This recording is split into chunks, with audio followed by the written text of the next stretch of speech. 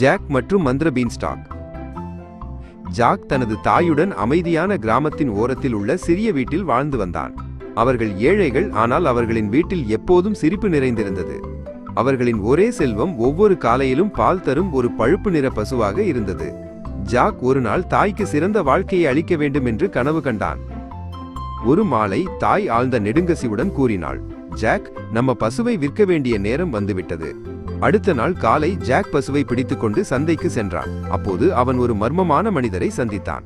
இந்த பீன்கள் மந்திரமிக்கவை என்று அந்த மனிதன் சூரிய ஒளியில் மினுமினுக்கும் பீன்களை காட்டி மெதுவாக சொன்னான். ஆர்வத்தால் நிறைந்த ஜாக் எந்த தயக்கமும் இன்றி பசுவை பீன்களுடன் மாற்றிக்கொண்டான்.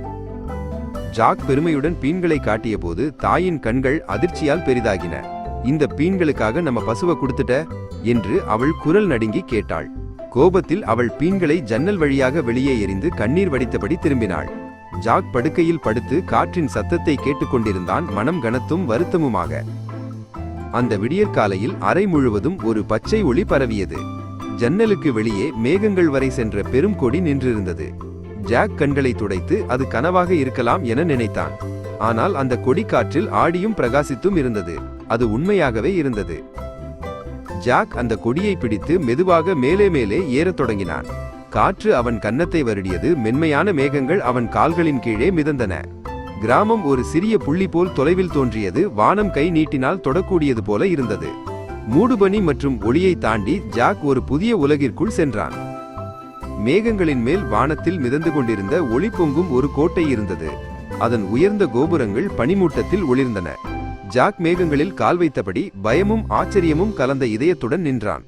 அவனுக்கு முன் இருந்தது கனவு நனவானது போல தோன்றியது.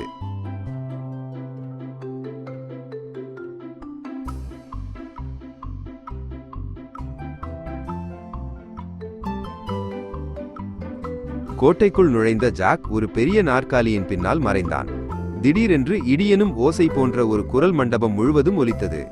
மனிதனின் வாசனை எனக்கு தெரிகிறது என்று ராட்சசன் கத்தி தரை அதிர்ந்தது.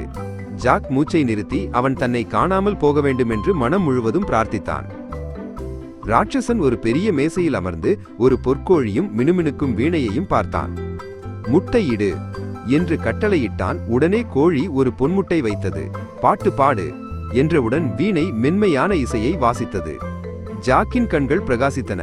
இந்த பொக்கிஷங்கள் அவர்களின் வாழ்க்கையை மாற்றும் என்று அவன் உணர்ந்தான். ராட்சசன் தூங்கியதும் ஜாக் அமைதியாக கோழியையும் வீணையையும் எடுத்தான். ஆனால் கதவை தாண்டும் முன் வீணை திடீரென கூவியது, என் ஆண்டவரே, எனக்கு உதவுங்கள். ராட்சசன் கண்களை திறந்தான். கோபத்தில் அவனது கண்கள் எரிந்தன. திருடன் என்று அவன் கர்ஜித்து துரத்தத் தொடங்கினான்.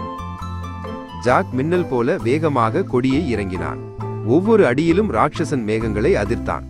கோடாரியை கொண்டு வா என்று ஜாக் ஆவலுடன் கத்தினான். அம்மா வெளியில் ஓடி வந்தாள். முகம் பசுமையாக இருந்தாலும் இதயம் தைரியமாய் இருந்தது. நடுங்கும் கைகளுடன் அவள் கோடாரியை உயர்த்தி தக் என்று வெட்டினாள். கொடி ராட்சசனின் எடையில் உடைந்து ஆடியது. அவன் கடைசியாக ஒரு கத்தல் எழுப்பி மேகங்களின் கீழ் விழுந்தான். பின்னர் வானத்திலும் பூமியிலும் அமைதி நிலவியது. இறுதியாக ஜாக் மற்றும் அவன் தாய் மீண்டும் அமைதியாக வாழ முடிந்தது. பொற்கோழி முட்டைகள் வைத்தது. வீணை இனிமையான இசையை வாசித்தது. அவர்களின் சிறிய வீடு இசை, ஒளி, சிரிப்பு என நிரம்பியது. அவர்கள் தைரியம் எப்படி வாழ்க்கையை மாற்றியது என்பதை ஒருபோதும் மறக்கவில்லை.